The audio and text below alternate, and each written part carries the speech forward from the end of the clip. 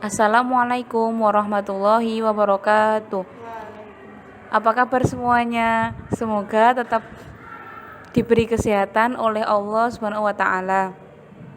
Video kali ini dibuat untuk memenuhi tugas mata kuliah permainan tradisional yang diampu oleh Ibu Ratna Nila Puspitasari.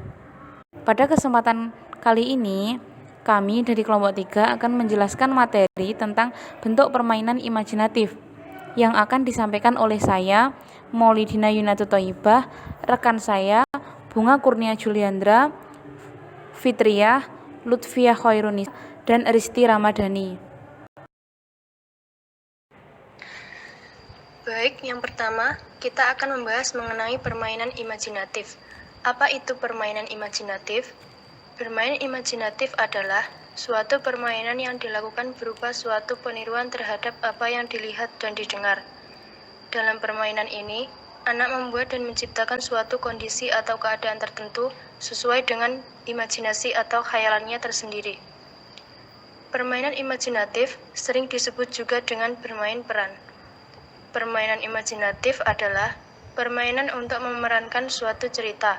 Pada usia saat anak sulit menyampaikan pikirannya melalui kata-kata, pengalaman sehari-hari, kekhawatiran, dan hal istimewa yang terjadi padanya akan dituangkan dengan cara bermain. Benda-benda yang berkaitan dengan cerita atau pengalamannya akan mendorong permainan yang imajinatif. Selanjutnya, bentuk-bentuk permainan imajinatif. Ada 4. Yang pertama, bermain manipulatif. Dalam bermain manipulatif, anak mencerminkan segala aktivitas yang menyangkut ranah afektif, kognitif, dan psikomotor. Contohnya, bermain menebak profesi dengan gerakan-gerakan tubuh. Yang kedua, bermain konstruktif. Bermain konstruktif merupakan bentuk permainan aktif, di mana anak membangun sesuatu dengan mempergunakan bahan atau alat permainan yang sesuai dengan imajinasi dan kreativitasnya. Contohnya, membuat menara air dari balok. Yang ketiga, bermain drama. Dalam bermain dramatisasi, anak-anak menirukan dengan perlengkapan tertentu. Belajar berperan seolah-olah mereka adalah seseorang atau sesuatu yang tidak asing lagi bagi mereka. Contohnya berupa main masak-masakan. Yang keempat, bermain simbolik. Dalam bermain simbolik, anak bermain khayal dan berpura-pura. Contohnya, bermain sobekan kertas sebagai uang. Poin yang selanjutnya yaitu manfaat permainan imajinatif. Anak-anak bisa mulai melakukan permainan imajinatif pada usia 18 bulan. Permainan kemudian akan semakin kompleks dan sering dilakukan ketika menginjak usia 3 tahun. Melalui permainan imajinatif, anak akan mendapatkan berbagai manfaat untuk proses perkembangannya, yaitu yang pertama bahasa, yang kedua kognitif, yang ketiga motorik kasar dan halus, yang keempat personal sosial. Nah, untuk yang pertama yaitu bahasa. Saat bermain imajinatif, anak akan membuat skenario cerita.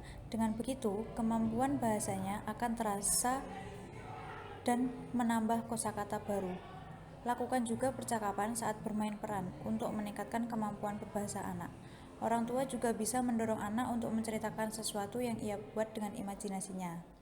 Yang kedua, kognitif. Melalui permainan imajinatif, anak akan belajar sebab akibat dan mencari solusinya. Saat bermain imajinasi, orang tua bisa menyisipkan aktivitas atau mainan lainnya seperti mainan beragam warna, ukuran, dan angka untuk menstimulasi anak dan mengajarkannya berhitung. Yang ketiga, motorik kasar dan halus. Saat anak melakukan permainan imajinatif, menjadi ibu dengan menggunakan boneka misalnya, aktivitas itu akan melatih koordinasi mata dan tangan anak. Untuk mengembangkan kekuatan tangan dan jari-jari anak, orang tua juga bisa memilih permainan menyusun atau membentuk suatu objek. Ini yang selanjutnya, personal sosial. Melalui permainan imajinatif, anak belajar menempatkan diri menjadi orang lain. Selain itu, anak akan belajar untuk berempati, berinteraksi, dan mengontrol dirinya. Anak bisa bermain peran menjadi ibu, bapak, dokter, atau peran lainnya. Dengan bermain peran bersama temannya atau orang tua, ia dapat menjalani beberapa peran dan melihatnya dari berbagai sudut pandang.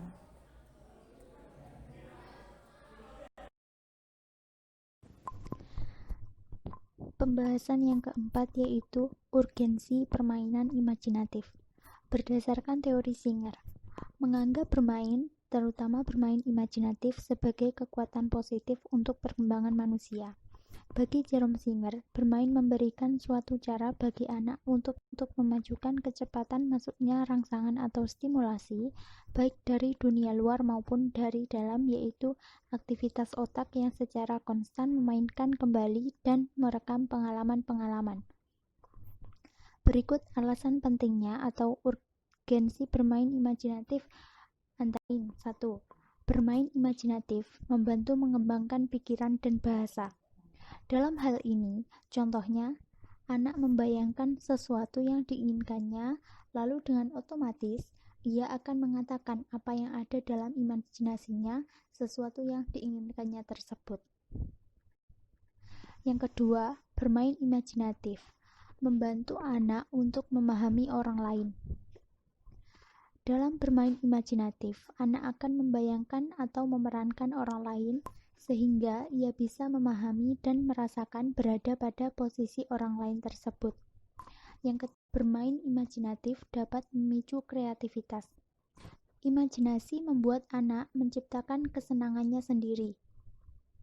Melalui imajinasi tersebut, anak juga menemukan hal-hal baru, sehingga dapat dikatakan bermain imajinatif dapat memicu kreativitas. Dan yang keempat, yaitu bermain imajinatif membantu anak menyadari dirinya sendiri. Imajinasi dapat membantu anak dan melindungi anak dari stres dan juga tekanan dari lingkungan di sekitarnya. Biasanya anak akan menciptakan teman imajinernya atau teman bermainnya sendiri. Itu tadi penjelasan dari kelompok kami tentang materi bentuk permainan imajinatif yang terdiri dari pengertian, bentuk-bentuk, manfaat, dan urgensi permainan terhadap anak. Semoga teman-teman bisa memahami dan mengerti penjelasan dari kelompok kami. Semoga video ini bermanfaat serta menambah wawasan teman-teman semuanya.